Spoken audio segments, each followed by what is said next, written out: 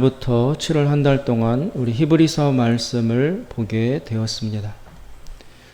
히브리서는 요한 서신과 함께 신약 성경 중에서 특별히 그 서신 중에서 발신자와 수신자가 명시되어 있지 않는 독특한 편지라고 할 수 있습니다. 대부분의 바울 서신은 보내는 자가 누구인지, 받아보는 사람이 누구인지를 그 서신의 편지의 맨 앞부분에 명시를 하고 있습니다. 그런데 히브리서와 요한 서신은 보내는 자가 누구인지, 받는 자가 누구인지에 대해서 명료한 언급이 없이 바로 본론으로 시작되고 있기에 좀 유별난 편지라고 할 수 있습니다. 따라서 편지에 구체적인 정보가 나타나 있지 않기 때문에 이 전하는 자와 듣는 자 그들이 누구인지 특정할 수는 없지만, 그러나 본문의 다른 정보를 통해서 그들의 상황을 추론해 보는 것은 가능하다고 할 수 있습니다. 그래서 먼저 발신자를 보면 일단의 지도자 그룹이라고 할 수 있습니다. 이 본문 속에서 과거의 구약시대의 이스라엘 백성을 우리 조상이다 라고 말하는 것이나, 히브리서에 보면 구약 성경이 굉장히 많이 인용되어 있거든요. 구약 성경을 자유자재로 유창하게 잘 알고 인용한 것으로 보면 이 사람의 배경은 유대인이라는 것을 알 수 있습니다. 즉 이스라엘 사람이라는 것을 알 수 있습니다. 그런데 그 유대인 중에서 이때 당시에는 두 그룹으로 나뉘어져 있습니다. 정통적으로 유대인, 즉 이스라엘 사람이었는데 예수님이 등장함에 따라 초대교회의 전도를 받아서 유대인이면서 예수 그리스도를 받아들인 그런 유대 그리스도인 그룹이 하나가 있고, 그리스도 예수를 믿는 것을 거부함으로써 그냥 유대인으로 남아있는 그룹, 이렇게 두 종류가 있었습니다. 당시에 예수를 받아들이지 않고 구약 성경만 고수하는 유대인, 정통 유대인으로 남아있는 그룹이 절대 다수였고, 새로 나타난 예수를 영접하여 그리스도인이 된 유대 그리스도인들은 또 압도적인 소수에 해당되어 있었습니다. 오늘 편지는 그 소수, 예수를 받아들인 유대인이면서 예수님을 믿은 유대 그리스도인들, 그들 사이에 오고 가는 편지이고, 오늘 편지를 쓴 사람은 그 유대 그리스도인 그룹 중에 지도자에 해당되는 몇몇이 이 편지를 써서 보낸 것으로 보입니다. 발신자는 그렇고 수신자, 받아보는 사람은 누구냐 하면 역시 유대 그리스도인들입니다. 유대 기독교인들입니다.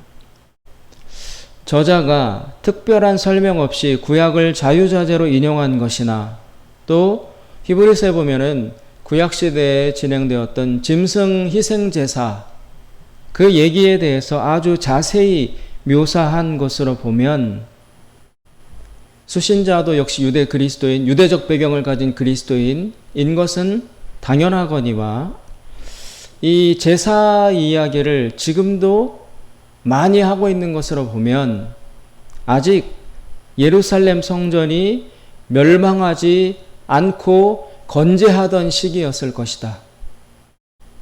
예루살렘 성전은 여러분 몇 번 무너졌다가 다시 짓는 과정을 반복했거든요.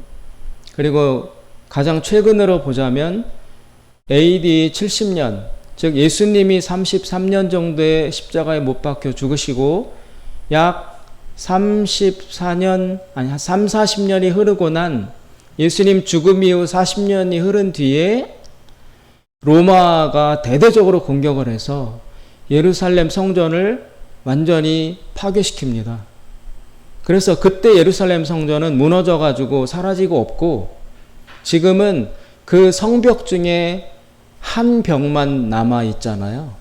그래서 성지순례를 가면은 그 성전 중에 남아있는 한쪽 벽을 붙들고 유대인들이 그 앞에서 막 기도를 하는 모습이나 사진을 많이 보셨을 것입니다. 그래서 유대인들이 고난을 받을 때마다 거기에 와서 벽을 붙들고 기도했기 때문에 그 벽을 통곡의 벽이라고 이름 붙여 있잖아요. 그래서 서기 70년에 예루살렘 성전은 로마에 의해서 파괴되어 사라집니다. 그런데 지금 이 히브리서는 성전에서 드리는 짐승 제사 얘기를 많이 하고 있는 것으로 볼 때 만약 성전이 붕괴되어 사라졌으면 제사 이야기를 할 수가 없어요. 제사가 중단됐으니까. 제사 드릴 곳이 사라지고 없으니까. 그런데 히브리서 본문에 성전 제사 이야기를 많이 하고 있는 것으로 볼 때 아직 성전이 건재하던 시기이지 않았겠는가. 따라서 서기 70년 이전 그 시기일 것이다라고 시기를 짐작합니다. 즉 주후 70년에 로마가 예루살렘 성전을 파괴시키기 이전에 존재했던 자들이 이 편지를 받아보는 수신자들일 것이며 또 성전 제사, 예루살렘 성전 제사를 실제로 참여하고 일상적으로 경험할 수 있는 예루살렘 주변, 팔레스틴 주변에 가까이 살았던 사람들일 가능성이 높다. 그래서 주로 예루살렘에 거주하는 유대 그리스도인들이 모이는 교회를 향해서 써보낸 편지이지 않을까라고 짐작을 하는 것입니다. 다시 정리하면 주 70년 이전에 팔레스타인 근처에 있던 유대 기독교인들을 향해서 이 편지를 쓴 것으로 추정이 된다라는 것입니다. 그래서 이 히브리서는 크게 예수님을 영접한 유대 그리스도인들, 초대 그리스도인들 중에는 이방인 출신의 기독교인들도 많았어요.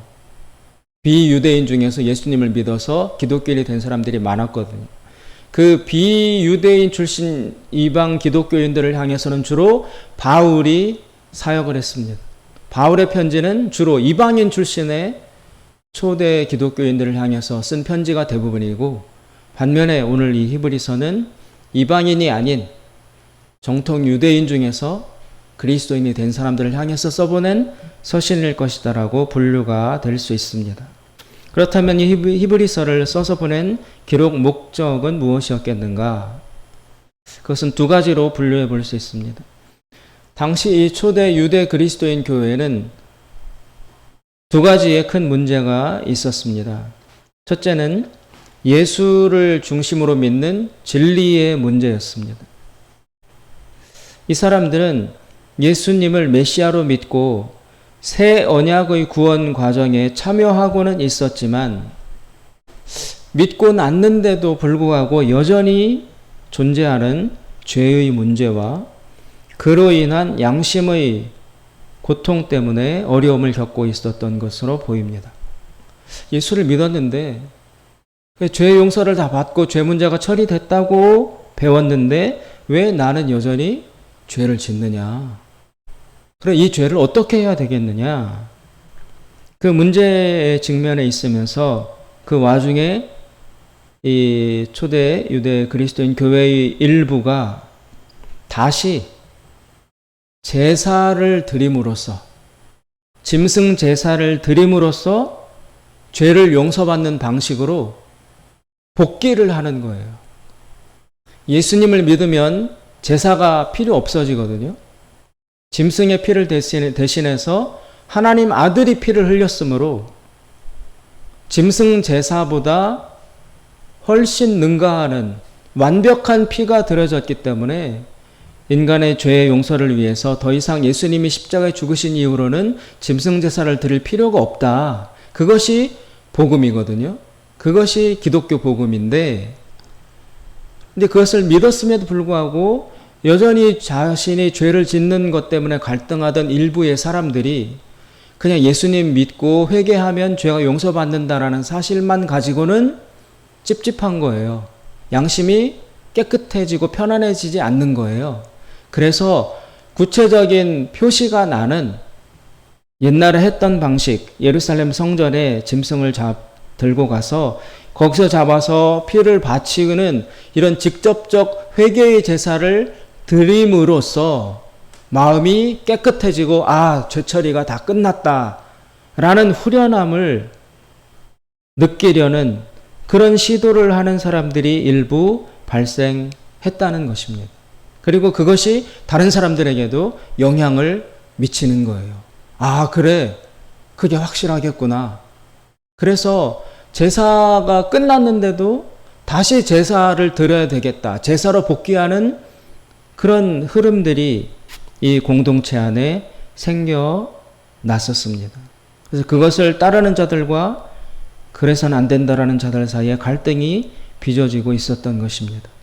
이 사람들은 예수님을 믿는 것보다 짐승의 피를 통한 가시적 방법이 죄와 양심의 문제에 대한 속 시원한 해결인 것처럼 여겨져서 예수님에 대한 진리에서 흔들리고 있었다라는 것입니다. 그것이 이 초대교회의 첫 번째 문제였습니다. 두 번째는 예수님으로 인한 고난의 상황입니다. 당시에 아까 말씀드린 것처럼 이 유대 기독교인들, 이 초대교회 교인들은 그 주변에 예수를 부정하고 거부하는 전통적 유대인들로부터 압도적으로 이렇게 쌓여 있었어요. 굉장히 소수였어요. 그러니까 친척 혹은 부모, 형제, 자식 중에 예수를 안 믿는 자, 옛 유대교에 남아있는 자들이 있었습니다. 그 사람들이 그 옛 언약을 고집하는 동료 유대인들로부터 굉장히 심한 비난과 압박과 핍박을 받고 있었습니다. 이렇게 된 핵심 이유는 예수가 구약에 약속된 바로 그 메시아다라는 신앙 고백 때문이었습니다. 이 고백만 하지 않으면, 예수만 거부하면 자신들의 동료 유대인들로부터 거부당할 일이 없어요.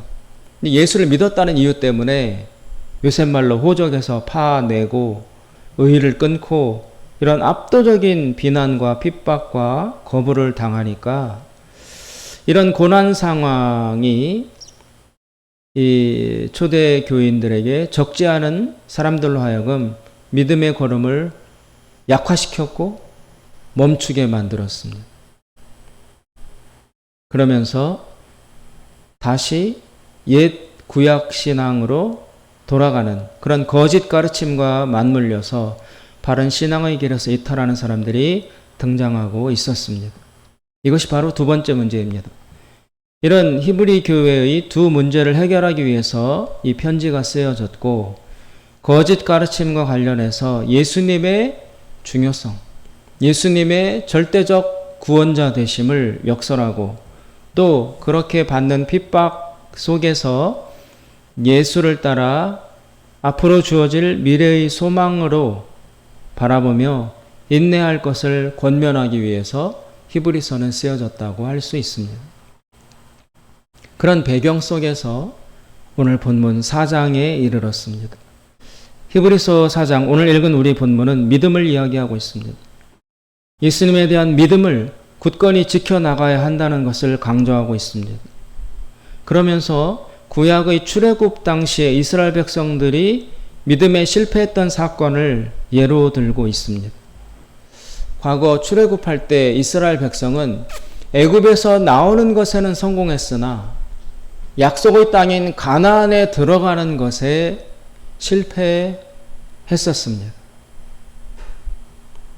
나오는 것은 잘했는데 정작 약속된 가나안 땅에 들어가는 일, 그 두 번째 과정에서 실패를 했었습니다.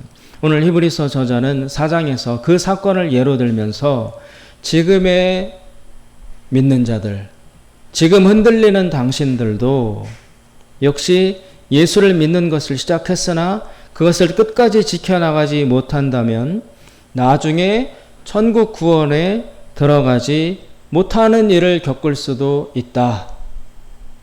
그것을 경고하고 있습니다. 옛날에도 이런 일이 있었다. 출발은 잘했는데 믿음을 지켜나가지 못해서 마지막에 실패했던 자들이 있었다. 당신들도 지금 어려운 과정 중에 예수를 받아들여 믿기를 시작했지만 그러나 주변의 압박과 여러 가지 고난과 고통을 겪지 못하고 중간에 예수를 포기한다면 그들이 가나안에 들어가지 못했던 것처럼 당신들도 남아있는 구원의 완성, 거기에 도달되지 못할 위험이 있다. 따라서 그때 사람들도 그렇고 지금의 당신들도 그렇고 관건은 믿음이다. 그때는 하나님의 말씀, 가나안에 들어가라. 내가 보호한다. 그 말씀을 믿지 못했기 때문에 못 들어갔던 것이고 지금 당신들은 예수가 구원자다 라는 사실을 붙들지 못하고 믿지 못하면 구원의 완성에 이르지 못하는 동일한 실패를 거듭할 수 있다 라는 관점에서 그 옛 이야기를 꺼내고 있는 것입니다. 히브리서 오늘 쓴 저자는 고대 이스라엘 백성이 가나안에 들어가지 못한 이유를 조금 전에 말씀드린 것처럼 믿음의 부족에서 찾고 있습니다. 믿음의 부족에서. 오늘 2절에 보시면 이렇게 나와 있습니다. 2절, 4장 2절에 보면 저희와 같이 우리도 복음 전함을 받은 자이나 그러나 그 들은 바 말씀이 저희에게 유익되지 못한 것은 듣는 자가 믿음을 화합치 아니함이라. 말씀을 들었어도 그 들은 말씀에다가 내가 믿음을 화합시키지 못하면 효력이 발생하지 않는다라는 것입니다. 말씀을 듣는 것만으로 되지 않고 들은 바 말씀에 내가 믿음을 화합해야 돼요. 그래야만 이 말씀과 믿음은 효력을 발생한다라는 것입니다.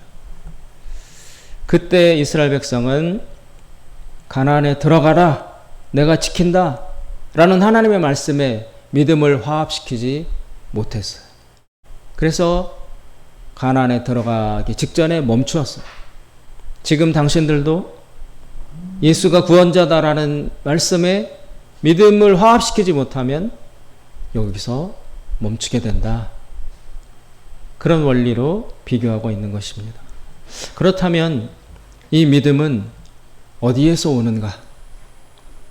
이 믿음은 어떻게 지킬 수 있는가? 라는 질문이 대두되고 있습니다. 히브리서는 대단히 어렵습니다. 문체도 만연체고요. 저자가 누군지도 불확실하고 그리고 구약 얘기가 엄청 많이 나오고 굉장히 모호한 부분이 많아서 히브리서가 되게 난해한 서신에 속합니다. 그래서 오늘 4장 말씀도 다양하게 해석될 수 있습니다. 해석의 여지가 여러 종류가 있는데 오늘 저는 이 방향으로 지금부터 전할 방향으로 이 말씀을 해석해 보고자 하는 것입니다. 일단 저자가 4장에서 2절에서 믿음이 중요하다. 믿음을 화합시켜야 한다라고 전제를 했습니다. 그리고 그 다음에 그렇다면 믿음은 어디에서 오는가? 믿음은 어떻게 지킬 수 있는가라는 질문을 하게 됩니다. 이때 이 본문 저자는 믿음에 대한 질문에 대하여 말씀을 붙들라고 강조합니다. 하나님의 말씀이 핵심이다. 하나님 말씀을 믿고 붙드는 것이 관건이다 라고 이야기한다고 볼 수 있습니다. 바로 이 논리에서 이 맥락에서 유명한 오늘 본문 4장 12절 13절의 말씀이 나오는 것입니다. 4장 12절 13절 말씀 보시면 많은 분들이 암송하고 있고 많이 알려진 말씀입니다.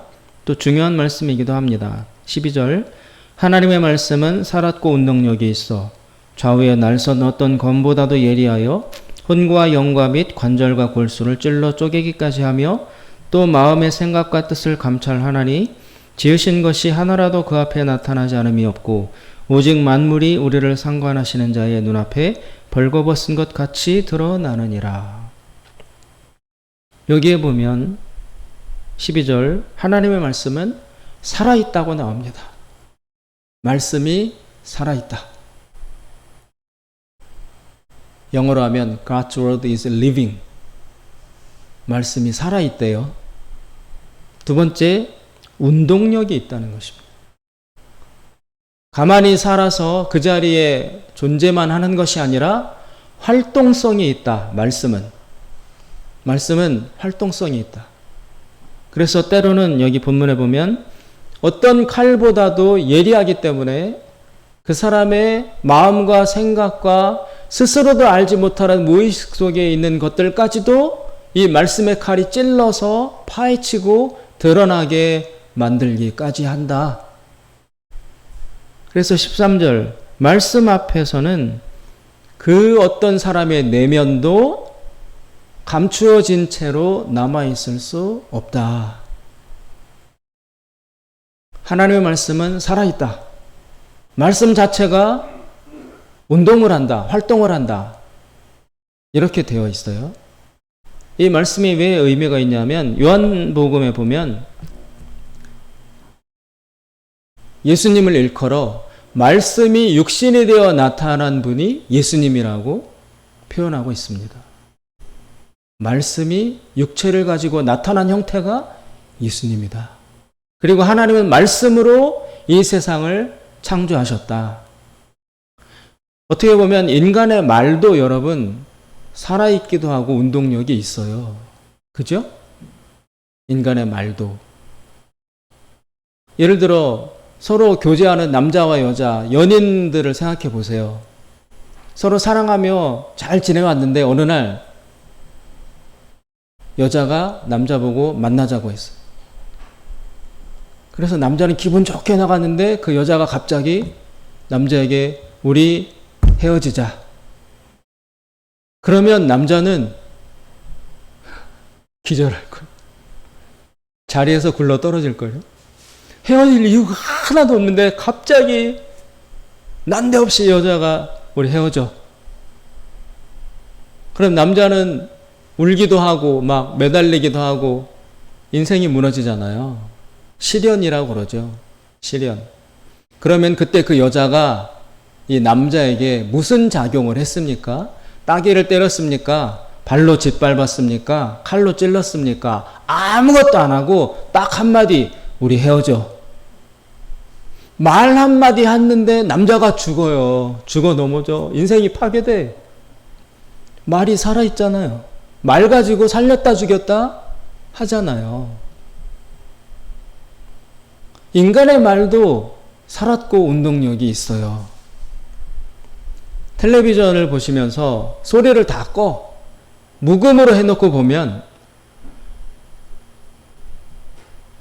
무슨 말인지 모르는데 말만 주고받는데 놀래기도 하고 기뻐하기도 하고 끌어안기도 하고 박수치기도 하고 도망가기도 하고 서로 말만 하는데 인간의 말도 살았고 운동력이 있는데 하나님의 말씀은 하물며 얼마나 살았고 얼마나 운동력이 있겠습니까? 따라서 믿음을 지킬 수 있는 능력은 오직 하나님 말씀에서 온다라는 것이 히브리서 저자의 4장의 핵심 결론입니다. 믿음을 지키려 하느냐? 말씀을 붙들어라. 하나님 말씀에서만이 믿음을 지킬 수 있는 힘이 나온다. 구약에 보면 여호수아가 여러분 여호수아 1장 7절 8절에 보면 모세가 죽었어요. 모세가 죽고 그 모세의 리더십을 여호수아가 계승했어요. 모세는 가나안 앞에까지 데리고 오는 역할에서 끝났어요. 이제 이스라엘 백성을 이끌고 가나안 땅으로 들어가는 그 사명은 여호수아 자신에게 주어졌습니다. 그래서 여호수아가 굉장히 두려워해요. 모세와 같은 예수님과 견줄 수 있는 구약 최고의 지도자 밑에서 따라왔었는데 그 모세가 죽고 부재합니다. 그 카리스마, 그 능력, 그 하나님과 직접 대면했던 그 모세의 리더십, 그게 사라졌어요. 백성은 여전히 남아있는데 그런데 그 남은 백성을 여호수아 자기가 이끌고 들어가야 돼요. 여호수아가 얼마나 두렵겠어요. 내가 감히 모세의 자리를 대신해야 된다니 백성들이 내 말을 들을까? 나는 모세처럼 카리스마도 없고 하나님을 대면해 본 경험도 없고 너무 비교가 되는데 내가 어떻게 이 사명을 감당할 수 있을까? 와들와들 떨면서 두려워하고 있을 때 하나님 말씀이 주어졌습니다. 하나님이 말씀해 주셨습니다. 뭐라고 하냐면 너 두려워하지 말아라. 두려워하지 말아라. 내가 모세와 함께 했던 것처럼 너와 함께 할 것이다. 그러나 한 가지 그렇게 되려면 조건이 있다. 여호수아 1장 7절 8절에 분명히 나와 있습니다. 너는 어디를 가든지 이 하나님의 말씀 율법책을 떠나지 말며 이 율법책을 주야로 묵상하고 이 말씀대로 지키려고 노력해라. 그러면 무슨 일을 하든지 형통할 것이고 모세가 했던 것만큼 너에게서 지도력과 영역이 발휘될 수 있을 것이다. 그렇게 하나님이 말씀해 주십니다. 여호수아가 직면했던 여러 가지 리더십의 위기 앞에서 하나님은 야, 공부를 더해. 훌륭한 참모와 스태프들을 많이 모아. 아니면 뭐 훈련을 잘 시켜. 이런 여러 가지 잡다한 길을 가르쳐 주시지 않고 딱 한 가지 내가 준 하나님의 말씀 율법책을 주야로 묵상하라. 말씀을 떠나지 말라. 이 한 가지만을 리더십의 핵심 지침으로 제시해 주셨습니다. 말씀에서 나온다는 거예요. 말씀에서. 리더십도 나오고 지도력도 나오고 지혜도 나오고 경영 능력도 나오고 말씀에서 다 나오니까 너는 왔다 갔다 방황하고 이것저것 쫓아다니고 애쓰지 말고 가만히 앉아서 주야로 하나님 말씀을 읽고 묵상하고 이것을 지키려고 해라. 그러면 다 따라온다. 이렇게 말씀해 주신 적이 있습니다. 왜 하나님의 말씀이 믿음을 지키는 것에서 핵심일 수가 있는가? 그것은 바로 너무 단순한 말이지만 진리를 담고 있기 때문에 그렇습니다. 진리. 간단한 말이고 많이 쓰는 말이지만 여러분 엄청 중요한 말이에요. 진리. 진리. 예수님은 요한복음 8장에서 진리가 너희를 자유케 하리라 라고 말씀하셨습니다. 진리가 아니고서는 그 어떤 인간도 그 어떤 사람도 자유를 얻을 수 없습니다. 진리라는 것은 홍수가 나서 시뻘건 흙탕물, 산에서 내려온 그런 시뻘건 흙탕물이 콸콸콸콸콸 흘러갈 때 맑은 물이 없어서 물을 못 먹어 기갈 들려 있을 때 그 흙탕물 중에 유일하게 먹을 수 있는 물 한 가지가 있다면 그게 바로 이 세상에서 진리가 하는 역할입니다. 지금 이 세상에도 스스로 진리다라고 주장하는 학설과 종교와 철학 얼마나 많습니까? 예? 경제에도 여러 가지 이론이 있습니다. 정치에도 여러 가지 학설이 있고 과학에도 주장과 학설과 여러 가지 흐름들이 있습니다. 경영에도 어떤 방법이 있다, 법칙이 있다. 개인의 생활과 삶에도 성공하는 비결이 있다. 이것만 읽고 이대로 하면 된다. 스티븐 코비라는 유명한 미국 사람은 성공하는 사람들의 7가지 법칙. 전 세계적인 히트를 친 책이에요. 슈퍼 베스트셀러. 그래서 그 책을 읽고 많은 사람들이 성공을 하려면 이렇게 해야 된다라는 걸 모방해서 무수히 많은 세계의 사람들이 따라하기도 했습니다. 이런 것처럼 이 세상에는 자칭 진리다, 자칭 이것이 최고의 길이다라고 자부하고 주장하는 수많은 주장들이 있습니다. 그렇게 멀리 나갈 것도 없이 우리 개개인마다 다 자신의 가치관, 자신의 세계관을 가지고 있잖아요. 그걸 뭐라고 하죠? 개똥 철학이라고 그러잖아요. 다 있어요, 다. 애들도 있어요. 애들끼리 싸우는 거 보세요. 내가 맞아, 네가 맞아. 아니야, 우리 아빠가 더 높아. 우리 아빠가 더 세. 우리 집에 가면 뭐 있어. 이것도 다 사실은 철학과 사상과 그 애들 수준에서의 진리 싸움을 하는 겁니다. 그쵸? 맞아, 틀려, 아니야, 내가 맞아, 내가 옳아. 진리 싸움이죠. 이 세상은 수많은 자칭 진리들의 싸움으로 형성되어 있습니다. 그러나 진리란 말 자체가 전제하고 있는 것이 있다면 진리는 한 가지밖에 없어요. 동시에 여러 가지가 진리일 수 없어요. 그러면 진리가 아니죠. 진리는 모든 것에 통해야 되고 모든 문제 해결을 할 수 있어야 되고 모든 질문에 답이 될 수 있어야만 진리입니다. 그것을 참된 진리라고 할 수 있습니다. 그런데 그 진리가 우리는 이 성경 하나님의 말씀에 담겨 있다고 믿어야 한다라는 것입니다. 지금 세상 사람들의 지식은 여러 가지로 혼란스럽게 뒤섞여 있습니다. 대표적인 예를 들면 첫째, 진화론이 있습니다. 진화론. 세상은 진화되었다.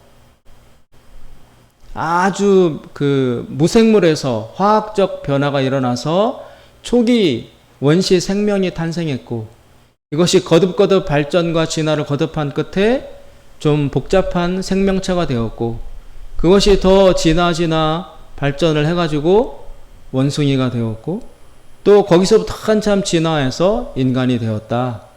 뭐 이런 식으로 무생물에서 이런 생명체가 탄생해왔고 점진적으로 발전해 왔다라는 것이 진화론이지 않습니까? 학교의 모든 과학책은 이 진화론을 당연한 사실로 전제하고서 가르치고 있습니다. 그러나 교회에서는 성경은 진화론이 아니라 창조론을 가르치고 있습니다. 세상 모든 만물은 하나님이 처음부터 요 모양 요대로 완성체로 창조해 내셨다라는 것이 성경의 가르침입니다. 진화에는 여러분 소진화, 대진화 두 가지가 있습니다. 소진화는 소규모의 변화가 일어나는 건데 그것은 이 그리스도인들도 인정합니다. 왜냐하면 환경에 적응하기 위해서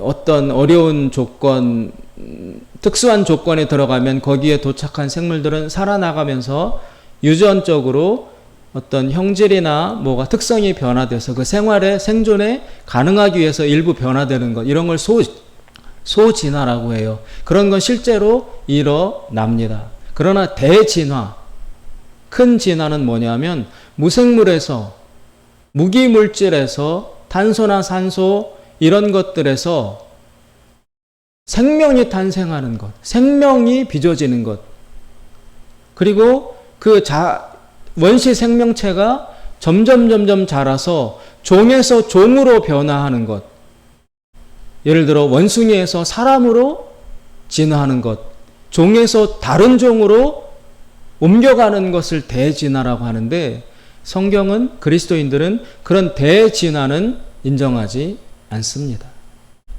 애초부터 원숭이는 원숭이대로 하나님이 창조하셨고 인간은 요 모양 요대로 처음부터 인간의 완성된 형태로 창조하셨다. 원숭이에서 사람으로 옮겨가는 이런 진화는 일어나지 않는다. 이것이 성경의 창조론입니다. 그런데 교회에서는 이렇게 가르치고 성경엔 그런 말씀이 나와 있는데 아이들이 학교에 가면 완전히 무생물에서 생물로 원시 생명체에서 고등 생명체로 점진적으로 옮겨갔다라는 진화론을 당연한 것으로 가르치고 있습니다. 성경에는 분명히 하나님이 모든 만물을 6일 만에 창조하셨다라고 나와 있는데 사회와 학교에서는 수십억 년, 지구의 나이가 146억 년이라고 하는데 그런 수십 년, 수백 년, 수백억 년에 걸쳐서 아주 느린 속도로 생명이 진화되어 왔다고 가르치고 있습니다. 성경은 하나님이 창세기에 보면 6일 만에 이거 다 하나님 완성하셨다고 나와 있어요. 6일 만에 끝냈다. 그리고 7일째 쉬셨다. 그런데 세상 진화론과 과학은 아니다. 이게 6일 만에 될 일이 아니다. 146억 년 오랜 시간이 지나야 조금씩 변화가 축적되어 지금의 고등 생명체까지 된 것이다 라고 가르치고 있습니다. 무엇이 맞는지 분별하기 어렵습니다. 과학은 자신의 정교한 논리로 하나님의 창조라는 전제를 붕괴시키고 있습니다. 만약 창조가 역사적 사실임이 부정된다면 성경의 전체 내용은 대부분 사실이 아니라 신화가 되고 맙니다. 왜냐하면 없었던 이야기를 한 거잖아요. 창세기가. 그죠?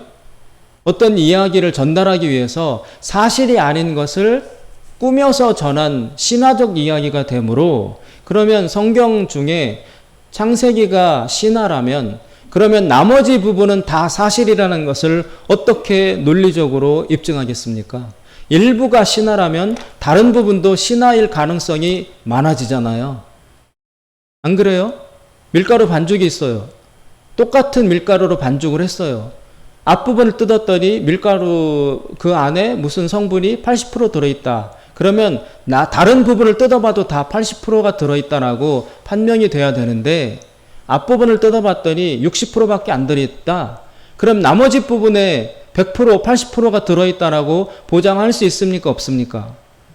한 부분이 60%가 들어있다면 나머지 부분도 60%일 가능성이 많다라고 우리는 판명하잖아요. 마찬가지로 성경 66권 중에 앞에 창세기가 신화다, 꾸며낸 이야기다 라면 예수님의 탄생도, 예수님의 부활도 꾸며낸 신화적 이야기다 라고 주장하지 아니할 수 있겠습니까? 그럼 창세기는 신화인데 예수님 부활은 왜 사실이야? 같은 성경 안에서 이런 논리적 일관성을 가질 수 없기 때문에 창세기가 신화가 되고 꾸며낸 이야기, 사실이 아닌 게 되면 성경 전체가 다 신화로 부정당할 가능성이 있습니다. 만약에 이것이 신화라면 다른 종교들, 다른 신화나 그런 데서 출발한 다른 종교들과 비교해서 성경만이 유일한 진리다라는 것을 주장할 근거가 사라지는 것입니다. 왜 기독교만 너네만 진리야? 너네도 신화에서 출발했잖아. 불교나 뭐 다른 종교들 다 신화에서 출발한 다른 종교들과 그들도 신화에서 출발했다면 왜 그 중에서 기독교만 진리라고 무엇을 가지고 주장할 수 있어? 라는 질문이 제기됩니다. 그래서 창조가 역사적 사실임이 부정된다면 성경의 내용은 다 사실이 아니라 신화가 되고 맙니다. 그러면 성경 역시 세상의 다른 종교나 신화들과 같은 수준이 되어 버림으로써 성경의 독자성, 유일한 진리성을 주장하기가 어려워집니다. 두 번째, 지금 가르치는 역사의 내용은 심각하게 오염되어 있습니다. 세속 역사는 아담의 존재성을 부정합니다. 세계사, 지금 아이들이 학교에서 배우는 세계사는 아담의 존재성을 부정합니다. 세계사에서는 이렇게 가르칩니다. 이집트, 중국의 황하, 인도, 메소포타미아 등지에서 동시다발적으로 문명이 발생했다고 가르칩니다. 그리고 구석기 시대부터 발달해 온 것으로 전제를 하면 아담은 다양한 구석기 시대 인종 중에 한 사람으로 위치가 강등됩니다. 그러나 성경은 아담과 이브 이 한 사람으로부터 인류가 퍼져나갔다고 가르치고 있습니다. 그러다가 노아 홍수로 다 멸망하고 다시 노아의 가족 8명으로부터 제2의 인류가 거기서부터 출발해서 기원되었다고 제시합니다. 그때부터 문명은 세계 곳곳으로 동시다발적으로 발생한 것이 아니라 노아의 가족 한 곳으로부터 시작되어서 나중에 바벨탑 사건 이후에 세계 각곳으로 흩어져서 비로소 세계 문명이 시작된 것으로 성경은 말씀하고 있습니다. 성경이 가르치는 역사적이고 과학적인 사실과 과학과 세속 역사가 가르치는 내용과는 분명히 차이가 현격합니다. 둘 중에 하나는 틀린 것이라고 봐야 합니다. 그리고 섞여 있을 수 있습니다. 어느 하나는 완벽하게 진리고 어느 하나는 완벽하게 틀렸고 이러기보다는 섞여 있을 가능성이 많습니다. 그중 어느 것이 진리인가? 그중 어느 것이 실제로 역사적인 사실을 담고 있는 진실인가? 여기에서 우리는 선택을 해야 합니다. 세상이 가르치는 것을 선택하면 사실상 하나님을 부정하게 됩니다. 그리고 말씀을 지킬 수가 없습니다. 반면에 성경만이 진리를 담고 있다고 선택하면 우리는 세상 사람들로부터 손가락질 당하고 고립당할 수밖에 없습니다. 어느 길을 선택할 것인가? 라는 질문 앞에 오늘의 우리도 서 있습니다. 오늘의 우리 현실이 히브리서가 쓰여질 당시에 그리스도인들이 처해 있던 실상과 입장과 동일합니다. 그들은 예수를 부정하면 동료 유대인들에게 합류될 수 있었습니다. 반면에 예수를 따르면 동료 집단들로부터 심각한 배제를 당하고 거부를 당하고 고립되었어야만 했습니다. 동일한 입장에 서 있는 오늘 우리는 어떤 자세로 살아야 하겠습니까? 이 질문 앞에서 히브리서 저자는 오늘 하나님의 말씀을 붙잡아야 한다고 가르치고 있는 것입니다. 그것이 바로 12절 13절입니다. 하나님의 말씀은 살았고 운동력이 있어. 하나님의 말씀을 붙잡아야 믿음을 지킬 수 있다고 가르치고 있는 것입니다. 그렇다면 구체적으로 어떻게 말씀을 붙잡을 수 있는가? 그것은 제가 반복적으로 말씀드리는 것인데 하나님의 말씀을 묵상하는 것입니다.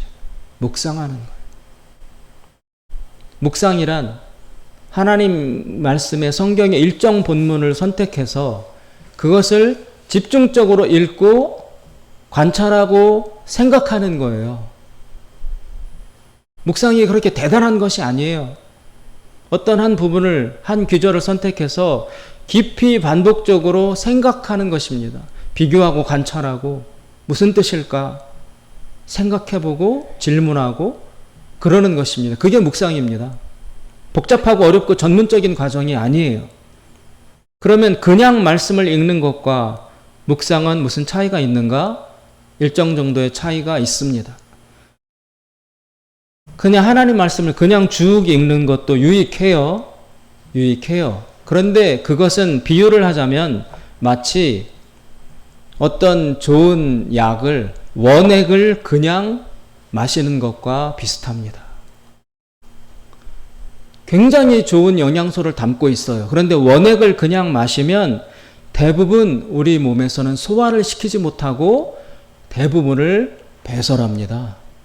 너무 고농도로 그 액기스가 축적되어 있기 때문에 소화를 시키지를 못해서 배설해버려요. 다 빠져나가요. 그럼 묵상은 뭐냐? 묵상은 이로 씹는 것과 같아요.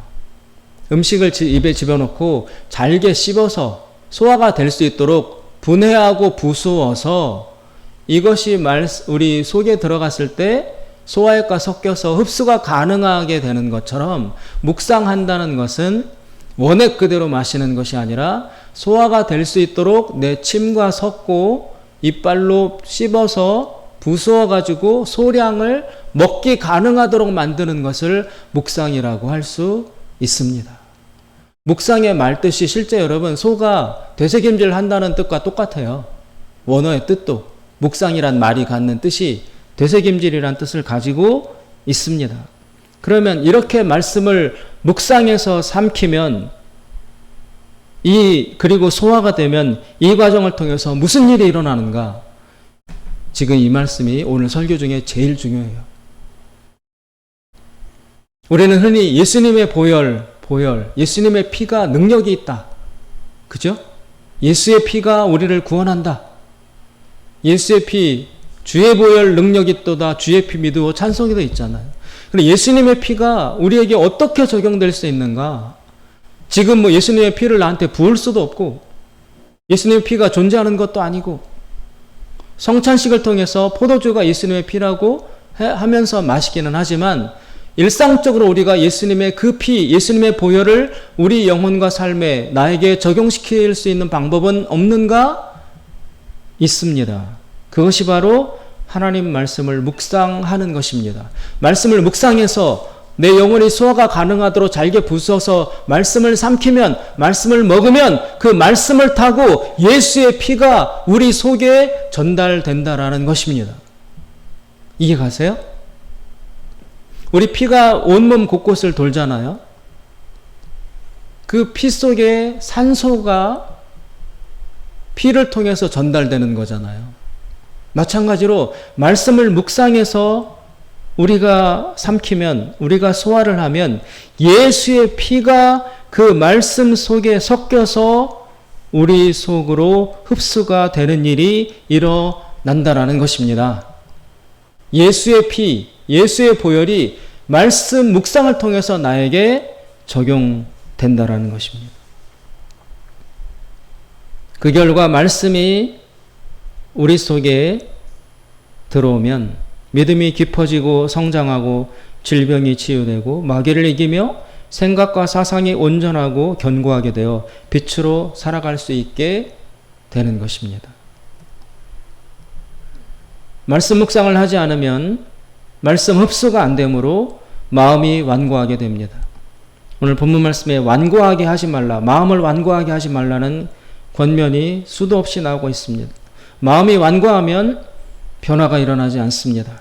확신을 가질 수 없습니다. 믿음이 생겨나지 않습니다. 하나님의 약속에 대해서 믿음으로 화합할 수 없습니다. 믿음을 결부시킬 수 없게 되는 것입니다. 이스라엘 백성이 애굽에서 나오는 것은 성공했으나 가나안에 들어가는 것에 실패한 이유는 당시 애굽에서 나올 때 양을 잡을 때 성경 출애굽기를 잘 보면 각 사람 수에 맞게 양을 잡으라고 했었어요. 너희 집 식구가 4명이면 4마리 양을 잡아라. 각 사람마다 1명씩. 그래서 피를 문지방에다 발라라 라고 돼 있었어요. 그 얘기는 하나님과 나와의 인격적 관계, 개인적 관계가 형성이 돼야 한다라는 것입니다. 퍼스널. 하나님과 나와의 개인적 관계, 인격적 관계. 그것이 되어 있어야 가나안 앞에 섰을 때에도 그 관계가 형성돼 있어야 가나안으로 들어갈 수 있는 담대한 믿음을 가질 수 있는데 그 하나님과의 인격적이고 개인적인 관계가 형성되어 있지 못하면 교회 다 이렇게 다니고 다 말씀 듣고 성경 보고 하는 것 같지만 결정적인 믿음의 위기 앞에 직면했을 때 하나님과 나를 붙들어 줄 수 있는 견고한 관계성이 형성되어 있지 않기 때문에 위기가 닥쳐면 이 매듭이 풀려져서 믿음으로부터 떨어져 나가게 되는 것입니다. 말씀을 묵상해서 예수님의 피를 내 속에 공급해야만 하나님과 나와의 관계는 개인적으로, 인격적으로 견고하게 형성되어질 수 있습니다. 요한복음 15장 5절 나는 포도나무여 너희는 가지니 너희가 나를 떠나서는 아무것도 할 수 없다. 포도나무에서 나오는 진액이 가지에 공급되는 방법이 우리 각자가 하나님의 말씀을 묵상함으로 그 묵상을 통해서 예수님의 피가 내 속에 들어옴으로써 개인적 관계가 포도나무 대신 예수님에게 붙어있는 그 관계가 견고하게 유지될 수 있다라는 것입니다. 사랑하는 여러분, 하나님의 말씀은 묵상을 통해서야만이 나의 것이 될 수 있습니다. 제가 올해 들어서 반복적으로 말씀 묵상을 강조하고 있습니다. 흘려듣지 마시고 시간을 내서 하나님의 말씀을 일정 부분을 선택해서 씹으십시오. 묵상하세요. 생각하고 기록하고 질문하고 대답하고 찾아보고 많이 생각하세요. 별것 아닌 것 같아도 어디에 가서 훌륭한 강의, 귀중한 내놓으라는 설교 듣는 이런 것보다 이 개인적 묵상을 통해서 하나님과 나와의 관계는 형성이 되는 것입니다. 학생들이 학원에 많이 다닙니다. 그러나 학원 제 아무리 많이 다녀도 집에 와서 혼자 자기 책상에 자기 공부하는 과정이 동반되지 않으면 많이 들은 강의 다 필요 없어요. 다 무의미해집니다. 따라서 설교를 많이 듣는다고 내 믿음이 자라지 않습니다.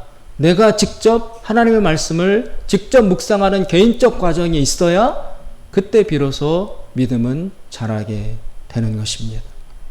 귀 있는 자는 들을지어다. 예수님이 이렇게 말씀하셨습니다. 말씀 묵상으로 믿음을 키워나가시는 저와 여러분 될 수 있기를 주님의 이름으로 축원드립니다. 기도하겠습니다. 자비로우신 하나님 아버지, 과거 이스라엘 백성이 애굽에서 나오는 데에는 성공했으나 그러나 가나안에 들어가는 마지막 관문은 통과하지 못했습니다. 그들의 믿음이 견고하지 못했고 하나님과의 개인적 관계가, 인격적 관계가 형성되어 있지 못하기 때문에 그랬던 것입니다. 오늘 우리들도 무수히 많이 교회에 다니고 무수히 많은 설교를 듣고 우리가 믿음을 가졌다 자부하지만 그러나 개인적인 말씀 묵상의 과정이 없이는 하나님과의 인격적 관계가 형성될 수 없다는 이 엄연한 사실 앞에서 다시 겸손한 마음을 가지고 하나님 말씀 앞에 묵상으로 무릎 꿇을 수 있는 우리가 될 수 있도록 축복하시고 도와주시옵소서. 예수님의 이름으로 기도드리옵나이다. 아멘.